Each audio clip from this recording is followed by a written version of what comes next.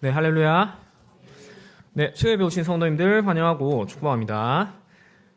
네, 저는 한 2주 전에 이제 휴가를 보내서 또 이제 오랜만에 다시 이 수요예배 자리에 섰습니다.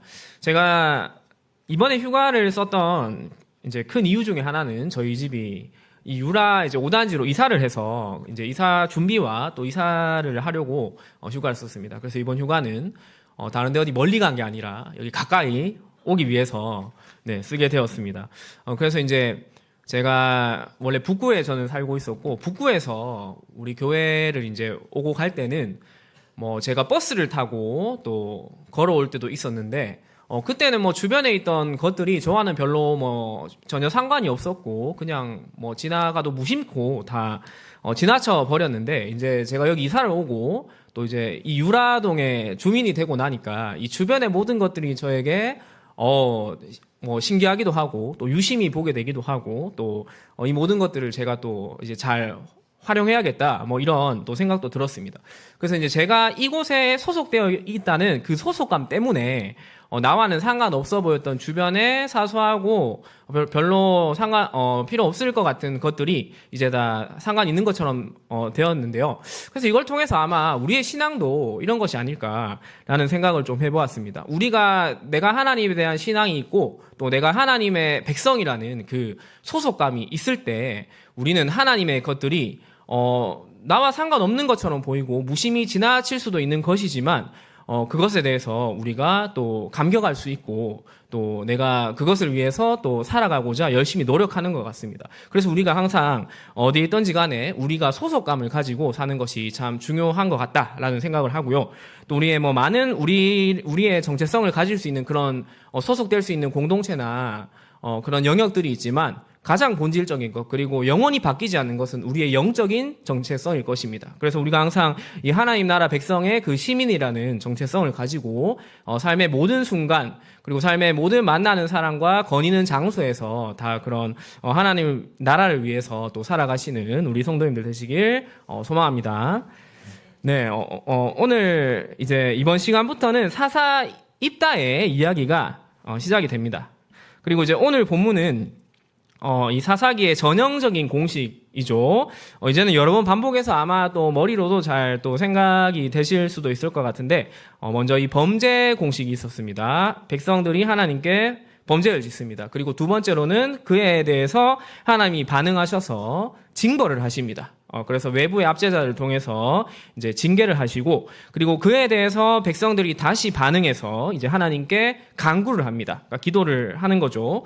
그리고 이제 그 간구에 대해서 하나님이 또 다시 반응해서 네 번째 공식은 이제 구원입니다. 이 구원은 사사를 보내는 그 행위를 통해서 이루어집니다. 그리고 마지막으로는 사사의 구원 행위로 다시 백성들의 땅에 평안이 이제 그 주어지는 그러한 공식들이 나옵니다. 그리고 오늘 본문은 이제 입다가 세워지기 전에 그러니까 이 백성의 범죄와 또 그에 대한 하나님의 징벌 그리고 백성의 간구의 공식까지 이렇게 포함되는 이야기입니다.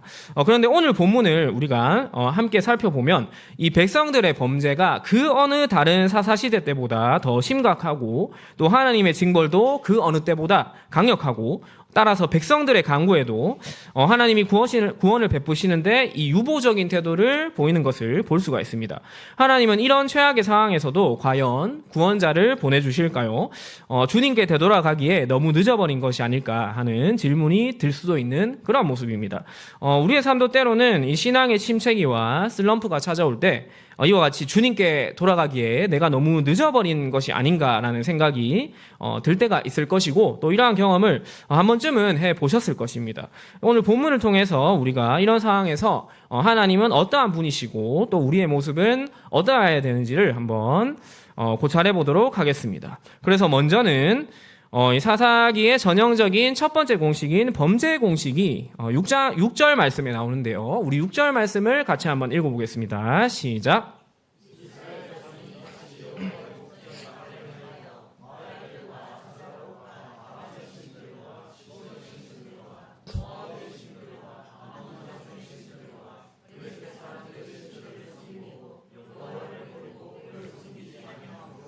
아멘.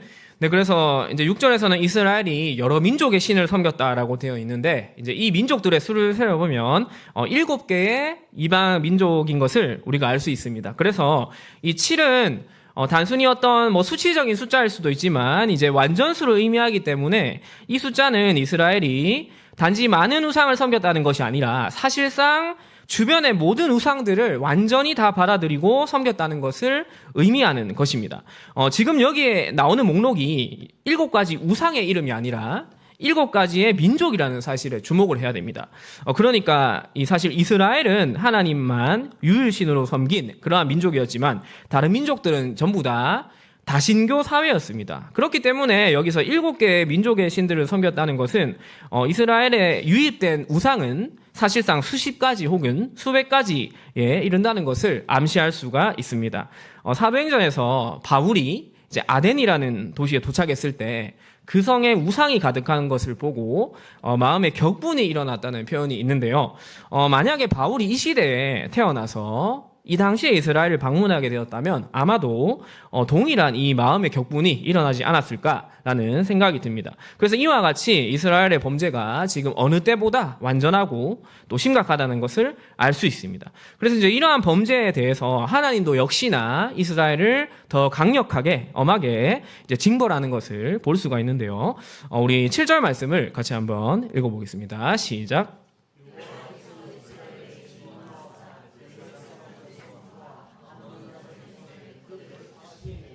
네, 그래서 이제 여기에서도 이방 민족의 그 손에 넘겨서 이제 압제를 허락하십니다. 그런데 이제 여기에 보면 그 이방 대상이 블레셋 사람과 또 암몬 자손이라고 되어 있습니다.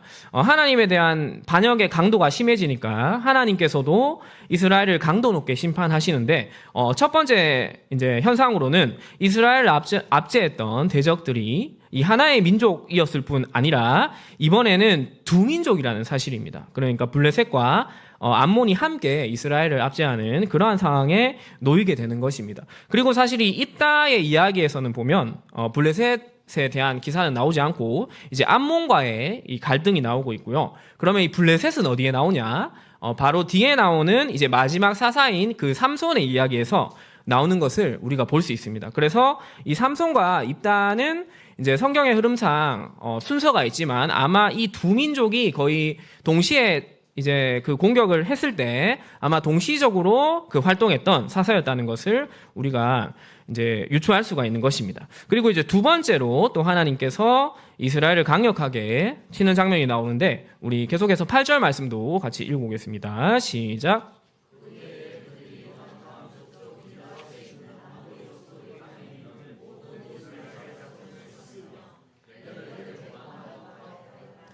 네, 그래서 8절에는 모든 이스라엘 자손을 쳤다라고 먼저 되어 있습니다. 여기에서 치다라고 번역된 단어는 라아츠라는 단어로 구약에서 딱 한 번 더 나옵니다. 어디에 나오냐 하면 이 출애굽기 15장 6절에 나오는 말씀인데요. 우리 출애굽기 15장 6절의 말씀을 같이 한번 읽어보겠습니다. 시작.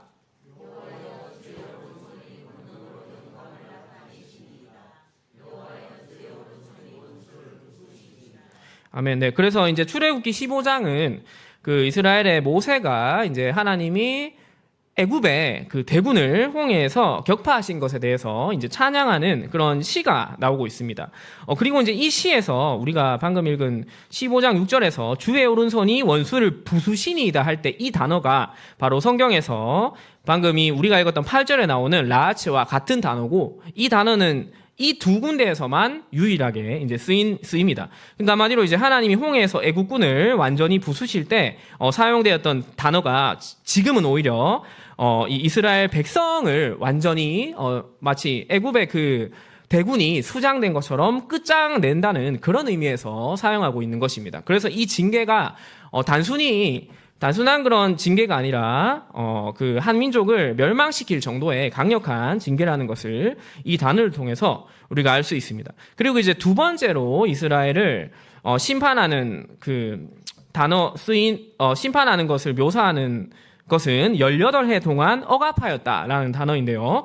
여기서 억압이라는 단어는 라차츠라는 단어입니다. 아까 앞에서 치다라는 의미가 라츠 라고 해서 방금 이 라차츠와 굉장히 그 의미뿐만 아니라 소리도 유사한 것을 우리가 볼 수 있습니다. 그러니까 이것은 이제 요즘 표현으로 치면 절묘한 그 라임을 형성하는 이제 그런 언어적 기교를 또 여기서 표현한 것을 우리가 관찰도 할 수 있습니다.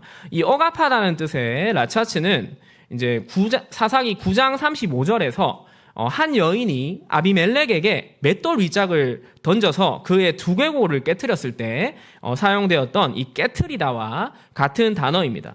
그래서 이제 아비멜렉이 맷돌에 맞아서 그 더 이상 회복의 가망이 없는 치명상을 입고 그래서 결국은 스스로 이제 죽음을 선택한 것과 같이 이스라엘도 지금 이와 같이 마치 그 아비멜렉처럼 회생이 거의 불가능할 정도의 심한 억압을 당하고 있음을 암시하는 표현을 지금 성경 기자는 쓰고 있는 것입니다.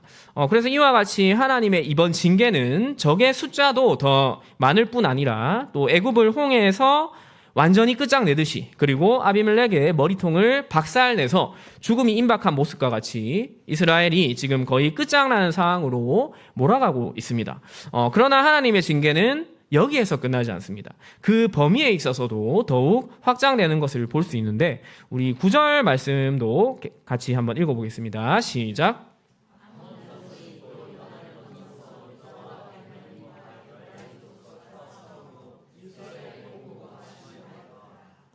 네, 그래서 이제 여기에서 보면 요단을 건너서 요단 동쪽에서 시작되었던 그 적의 침략이 이제 요단을 건너서 가나안 땅 본토 땅까지 이제 확장되는 것을 볼 수가 있습니다. 그래서 이스라엘에서도 이 요단강은 자연적인 요새 역할을 했었는데 이것마저도 건너서 침략함으로 인해서 매우 광범위하게 지금 이스라엘이 이제 억압당하는 것을 볼 수가 있습니다. 이전에 일부 지역만 침략했던 다른 압제자들과 달리 암몬은 요단 동편 지역과 가나안 땅에 이르는 모든 지역을 침략했던 것입니다. 그리고 침략의 결과도 매우 파괴적이었는데 9절에 이 암몬에 대항해서 유다와 또 베냐민과 에브라임 족속이 싸웠으나 그들이 계속해서 공고가 심하게 되는 것을 우리가 볼 수가 있습니다. 여기에서 이 세 지파가 나왔는데 유다와 에브라임은 이스라엘에서도 가장 유력한 지파였습니다. 또한 베냐민은 비록 그 수는 작았지만 매우 용맹한 지파였고 그래서 뒤에 나중에 보시면 이 베냐민 작은 한 지파가 11지파 이스라엘의 그 나머지 지파들이 연합해서 전쟁을 했어도 결코 밀리지 않았던 그런 굉장히 또 용맹한 지파였습니다. 그런데 이스라엘에서 가장 강성하고 용맹한 이 세 지파조차도 지금 암몬의 상대가 되지 않아서 결국 이스라엘이 매우 심한 공고함에 빠지는 것을 보게 됩니다. 하나님의 철저한 징계로 인해서 이스라엘은 결코 자력으로 구원할 수 없음을 깨닫게 되었을 것입니다. 그렇다면 이제 최후의 수단으로 이제라도 하나님께 돌아가서 하나님께 기도해야 할 것입니다. 그리고 하나님의 징계가 심했던 만큼 이스라엘도 이번에는 제법 진지하게 하나님께 자신의 잘못을 고백하는 내용을 볼 수가 있습니다. 이제 세 번째로 간구 공식이 이어지는데요. 이스라엘은 마침내 자신들의 죄를 자백합니다. 그들은 꼭 어찌할 방도가 없는 최악의 상황에 이르러서야 최후의 수단으로 하나님께 찾아가곤 했습니다. 우리 10절 말씀을 같이 한번 읽어보겠습니다. 시작.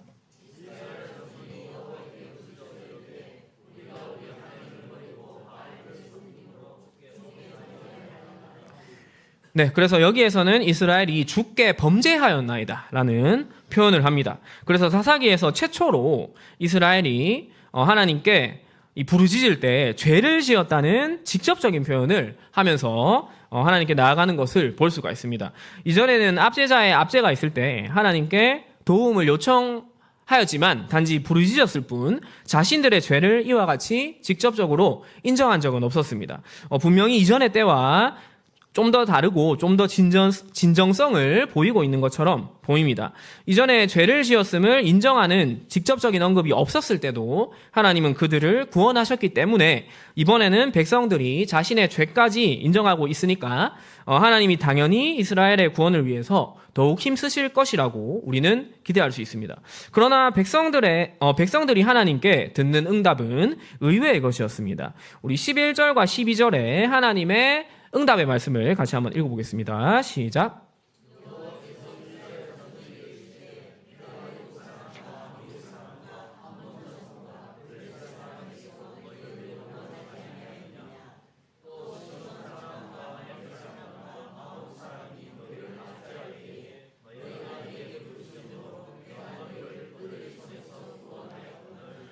네, 그래서 하나님은 바로 구원을 허락하시지 않고 이제 이런 식으로 이스라엘에게 그 책망의 말씀을 하시는데요.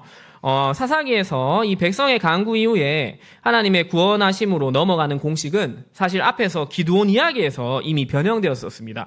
하나님이 백성들을 구원하시기 전에 백성들을 이제 호되게 책망하는 내용이 추가되었던 것이죠. 그런데 기드온 이야기에서는 하나님이 이 사사를 보내시기 전에 먼저 한 선지자를 보내서 그를 통해서 이제 대리인으로 책망을 하셨습니다. 그런데 이제 이 본문에서는 여호와께서 이스라엘 자손에게 이르시되라고 하면서 이제 대리자를 보낸 게 아니라 하나님께서 직접 백성들을 꾸짖으시면서 좀 더 심각한 태도를 보이시고 있는 것을 볼 수 있습니다.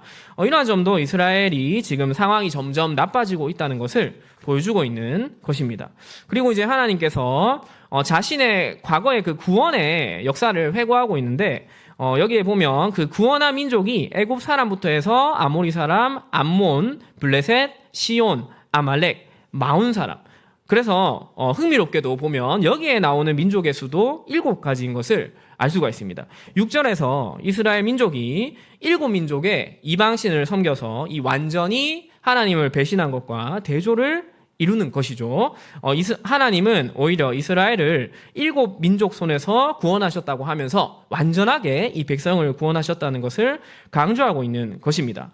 그럼에도 불구하고 이 이스라엘은 완전히 배교를 함으로 인하여서 지금 또 하나님께 호되게 이제 책망을 당하고 있고, 또 14절에서는 하나님은 이전과 달리 이 백성들을 구원하지 않겠다라고 말씀하시는 것을 보게 됩니다. 너희가 택한 신들에게 부르짖어 너희의 환난 때에 그들이 너희를 구원하게 하라라고 하시면서 이제 매정하게 이 백성의 간구를 거절하시는 것입니다.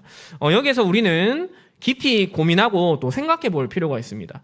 백성들은 분명히 지금까지와 다른 기도의 태도를 보이고 있는데 그럼에도 불구하고 왜 하나님은 그들의 간구를 이런 지하에 거절하고 계신 것일까요? 이것을 우리가 피상적으로 생각해 보면 아무리 용서의 하나님이시라도 인간이 너무 심한 죄를 지으면 용서받지 못할 수 있다. 이렇게 우리가 해석할 수 있습니다. 이 이야기에서는 바로 7개의 민족의 신을 섬긴 그 총체적인 우상숭배가 심각한 죄가 될 수 있는 거죠. 또는 같은 죄를 너무 반복해서 지을 경우에 용서받지 못하는 것이 아닌가 이렇게 생각할 수도 있습니다. 이것은 첫 사사인 온니엘 때부터 지금까지 거듭 반복해오고 있는 그 백성의 반역이 이 경우에 해당되는 것인 것이죠. 그렇다면 정말로 하나님은 그런 분이신 것일까요? 하나님께 되돌아가기에 이 백성들은 너무 멀리까지 와버렸고 또 너무 늦어버린 것일까요? 우리가 지금 새벽에 이 말씀을 묵상하고 있는 호세아서에는 이와 비슷한 모습과 상황이 기록되어 있는 부분이 있는데요. 호세아서 6장 1절에서 3절까지의 말씀인데 제가 한번 읽어드리겠습니다. 한번 본문을 한번 눈으로 같이 살펴보시기 바랍니다. 오라 우리가 여호와께로 돌아가자. 여호와께서 우리를 찢으셨으나 도로 나게 하실 것이요 우리를 치셨으나 싸매어 주실 것임이라. 여호와께서 이틀 후에 우리를 살리시며 셋째 날에 우리를 일으키시리니 우리가 그의 앞에서 살리라. 그러므로 우리가 여호와를 알자. 힘써 여호와를 알자. 그의 나타나심은 새벽 빛같이 어김이 없나니 비와 같이 땅에 적시는 늦은 비와 같이 우리에게 임하시리라 하니라. 이 기도를 보시면 호세아서에서 매우 잘 알려져 있는 그 회개 기도죠. 그래서 한마디 한마디를 곱씹어 보면 그 내용이 너무나 아름답고 또 감동적입니다. 그럼에도 불구하고 하나님은 이어지는 6장 4절에서 백성들에게 굉장히 냉소적으로 응답하시는 것을 볼 수가 있습니다. 우리 이어지는 6장 4절의 말씀을 같이 한번 읽어보겠습니다. 시작.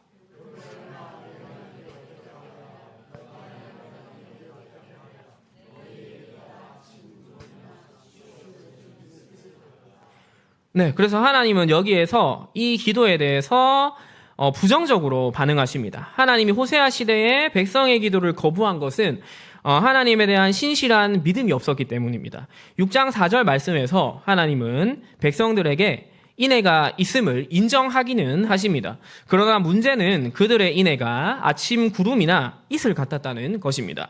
즉 아침과 새벽에 잠깐 머무르다가 인애 곧 사라지는 구름과 또 이슬과 같이 하나님에 대한 그들의 마음이 일시적이라는 뿐인 것이 바로 문제였던 것입니다. 그리고 그러한 일시적인 믿음은 사사기 시대에 백성들이 처했던 상황과 같이 이 어려움과 환난을 당하여서 그것을 모면하고자 하는 그런 얄팍한 믿음이었던 것입니다. 여기에서 우리는 하나님의 마음에 대한 힌트를 얻을 수 있습니다. 하나님도 용서하실 수 없는 죄가 있기 때문에 용서 안 하는 것이 아닌 것입니다. 하나님이 굳이 과거에 여러 민족들에게서 지금 이스라엘을 구원한 구원 역사까지 언급하신 것은 하나님은 지금껏 백성들을 한결같이 신실한 마음으로 사랑해 오셨다는 것을 알리기 위함인 것입니다. 그리고 백성들도 그러한 하나님을 신실하게 사랑하기를 원하시는 것이죠. 비록 죄인이 지금까지 하나님을 떠났을지라도 제사함을 통해서 하나님에 대한 사랑과 감사를 회복하고 다시 그분에게 나아가고 또 그분과의 교제가 다시 시작되게 하는 것이 바로 진정한 하나님의 그 죄사함의 이유인 것입니다. 그런데 이스라엘 백성은 오히려 구원을 베풀어 주었을 때 지금까지 정반대의 결과가 계속 일어났던 것입니다. 하나님의 구원을 경험하고 다시 하나님께 나아가기는커녕 자신의 상황이 조금만 나아지면 그리고 살만해졌다 싶으면 다시 우상숭배의 길로 당당하게 걸어갔던 것입니다. 우리가 아무리 하나님을 진정성 있게 찾고 또 마음을 다하여 그분께 부르짖고 또 간절한 고백을 한다고 할지라도 그러한 기도가 단지 지금 나에게 처한 공경을 벗어나기 위한 수단에 지나지 않는다면 그러한 기도가 아무리 감동적이고 또 심금을 울리는 것이라고 할지라도 그것은 진정한 기도가 아니라 순간적인 위험을 모면하기 위한 얄팍한 종교적인 처세술이 될 수 있는 것입니다. 위기가 찾아오고 공경이 찾아올 때 하나님을 찾는 것은 결코 잘못된 것은 아닙니다. 저는 그런 말을 하려고 하는 것이 아닙니다. 그러한 상황에서 진정한 기도로 나아갈 수 있다면 오히려 그러한 고난과 우리의 죄도 하나님을 극적으로 만날 수 있는 도구가 되는 것입니다. 문제는 그러한 때에 우리의 마음 깊숙한 곳을 잘 살펴봐야 한다는 것입니다. 다급한 상황이기 때문에 그때에는 누구라도 어느 때보다도 더 절박하고 또 진실하게 기도할 수 있는 것입니다. 만약 그러한 순간에서조차도 이와 같이 기도하지 않는 사람이라면 그 사람은 하나님을 전혀 믿지 않거나 아니면 아직 그 고난의 크기가 죽을 만큼 버겁지 않기 때문일 것입니다. 그렇기 때문에 오히려 우리는 이러한 상황에서 함정에 빠지기가 더 쉬운 것입니다. 나의 기도가 절박하고 또 간절하기 때문에 별다른 의심 없이 지금 내가 드리는 기도가 참된 기도라고 생각할 수 있는 것입니다. 그러나 나의 기도의 간절함의 이유가 무엇인가? 이것을 잘 살펴봐야 한다는 것입니다. 절박함의 이유가 무엇인가? 이런 것들이죠. 하나님께로부터 멀어졌음을 깨달아서 다시 하나님께 간절히 나아가겠다는 하나님과의 철저한 관계를 위한 그러한 부르짖음인가? 아니면 나의 상황이 죽을 지경이기 때문에 그러한 상황을 필사적으로 모면해 보기 위한 그러한 몸부림인가? 이스라엘 백성의 기도는 바로 후자의 기도였기 때문에 그들이 아무리 절실하고 또 마음을 다해서 기도하여도 기도가 응답되지 않았던 것입니다. 우리의 기도가 우리의 고난과 필요를 채우기 위한 수단으로서가 아니라 하나님 자체를 목적으로 하는 그러한 기도가 되시길 소망합니다. 이스라엘은 하나님의 책망을 듣고 마침내 하나님이 말씀하신 의미를 깨닫기 시작합니다. 그리고 다시 이제 두 번째로 진정한 회개의 기도를 하기에 이릅니다. 이 기도가 나오는 우리 15절 말씀을 같이 한번 읽어보겠습니다. 시작.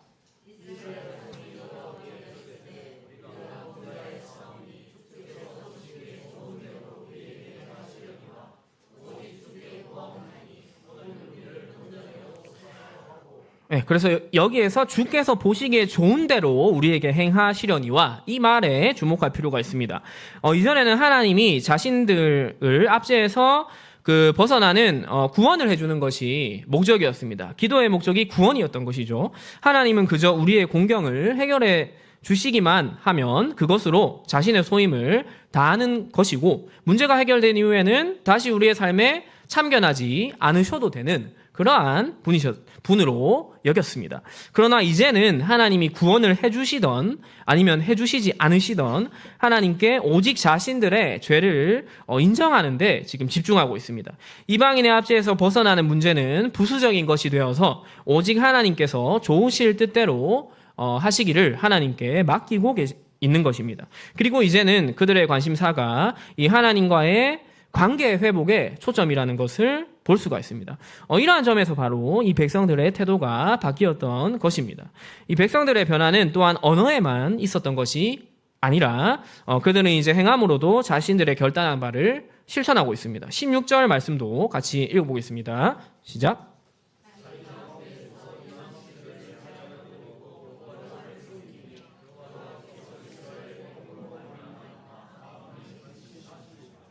아멘. 네, 그래서 이제 여기에서 이방 신들을 제하여 버리고 여호와를 섬겼다라고 되어 있습니다. 그래서 이제 이 표현은 이스라엘이 이제 앞에서 6절에서 잘못을 범할 때에 등장했던 표현이었습니다. 그런데 이제 6절에서는 이렇게 되어 있었습니다. 우상들을 섬기고 여호와를 버렸다. 그런데 이제는 이스라엘이 이방 신들을 버리고 여호와를 섬기는 그러한 반전이 지금 일어나고 있습니다. 이러한 점은 바로 진정성 있는 회개를 하고 있다는 것을 보여주고 있는 것입니다. 사실 10절에서 이스라엘이 처음 기도할 때에 그들은 하나님을 버리고 바알들을 섬겼다고 하면서 그들의 죄를 인정하였습니다. 그러나 말로만 이 죄를 인정하는 것은 진정한 회개라고 할 수 없습니다. 죄를 인정하였을 때 하나님은 오히려 이스라엘을 더욱 매몰차게 책망하였습니다. 순간적인 위기를 모면하기 위해서 하나님께 자신의 죄를 말로만 인정하는 것은 단지 하나님을 이용하려는 것이고 그 마음을 하나님을 아셨기 때문입니다. 죄를 인정하는 것보다 더 중요한 것은 그렇게 시인한 죄를 실제로 짓지 않은 행함으로 이어져야 한다는 것입니다. 16절에서 하나님은 이스라엘의 곤고로 근심하게 되었다고 하십니다. 하나님은 앞서 그들의 고통이 당연한 것이고 또 더 이상 심판을 철회하지 않겠다고 엄포하셨는데 갑자기 하나님의 마음에도 변화가 일어난 것입니다. 그리고 하나님의 이러한 심중의 변화는 곧 다시금 이스라엘을 구원하는 행함으로 이제 이어지게 될 것입니다. 이스라엘이 진정으로 죄를 고백하고 행함으로 그들의 태도를 바꾸니까 하나님도 백성에게 선언하신 말을 철회하고 또 하나님도 태도를 바꾸시는 것을 볼 수가 있습니다. 하나님은 이미 확정하신 심판에 대해서도 인간이 진정한 회개의 태도를 보이면 그 결정을 철회할 수 있는 분이십니다. 예를 들어서 이스라엘 백성이 출애굽하고 시내 산에서 금송아지를 섬겼을 때 모든 백성들을 다 진멸하겠다고 하셨으나 모세가 중재를 하였고 또 진심으로 회개의 기도를 하였을 때 그 멸망의 선언이 철회되는 그러한 사건이 있었던 것이죠. 하나님이 변덕이 심하신 분이거나 아니면 줏대 없는 분이시기 때문이 아니라 하나님의 은혜의 성품이 그분의 공의보다 더 크기 때문입니다. 하나님의 성품을 잘 보여주는 이 우상 금송아지 숭배와 관련된 성경 구절이 출애굽기 34장 6절 말씀인데요. 우리 이 말씀을 같이 한번 읽어보겠습니다. 시작.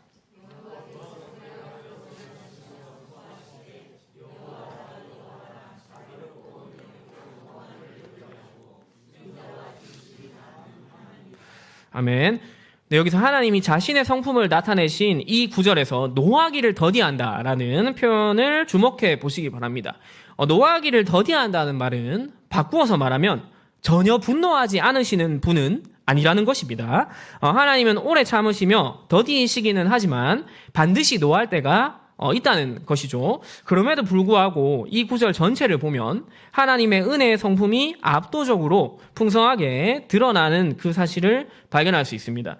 입다 시대의 백성들은 더디게 노하시는 하나님을 노하게 할 만큼 하나님께 멀어질 대로 멀어져 있었으나 그럼에도 그들이 너무 늦었다고 생각되었을 때 그때조차도 하나님께 돌아갔을 때 하나님은 다시금 그들에게 은혜를 베풀어 주셨던 것입니다. 주님께 돌아가기 너무 늦어버린 그러한 때는 없는 것입니다. 한평생을 강도로 살다가 죽기 직전에 예수님을 영접한 우편의 강도조차 주님과 낙원에 머물 수 있었습니다. 주님이 용서하시지 않는 자는 딱 한 부류입니다. 그것은 마지막까지 끝내 회개하지 않는 완악한 죄인인 것입니다. 오늘 본문을 통해서 우리의 신앙생활 또 우리의 기도생활을 진지하게 점검해 보았으면 좋겠습니다. 그저 습관적으로 기도하고 신앙생활을 하다가 나에게 시련과 고난이 찾아올 때면 그러한 위기를 극복하기 위해서만 한시적으로 종교적 열심을 드러내는 그러한 신앙생활을 하고 있지는 않으십니까? 우리 자녀들의 이야기를 하며 설교를 마치고자 합니다. 교육부서를 섬기는 저에게 우리의 다음 세대를 보며 항상 느끼는 고민과 또 의문은 저들이 정말로 하나님을 자신의 구원자로 고백하는가? 아니면 단지 기독교 집안에서 태어나서 자신의 의지와 상관없이 예배에 참여하고 또 습관적으로 기도하고 있는 것이 아닌가 하는 그러한 것입니다. 저는 불신의 가정에서 태어나서 순전히 저의 의지로 고3 때 교회에 와서 또 예수님을 영접했기 때문에 이 탕자의 비유에서 항상 하나님 아버지 곁에 머물고 있으면서도 아버지와 진정한 관계를 맺지 못하고 그저 시키는 일만 하는 첫째 아들의 심정을 저는 잘 알지 못합니다. 또한 회심이라는 것이 극적이고 가시적인 사건이 동반되는 경우가 드물고 겉으로 보기에는 회심을 했다 할지라도 큰 변화를 느끼기가 어려울 때가 많기 때문에 저는 우리 학생들을 보면 얘들이 정말 믿음이 있는 것인가 없는 것인가 이렇게 헷갈릴 때가 많이 있습니다.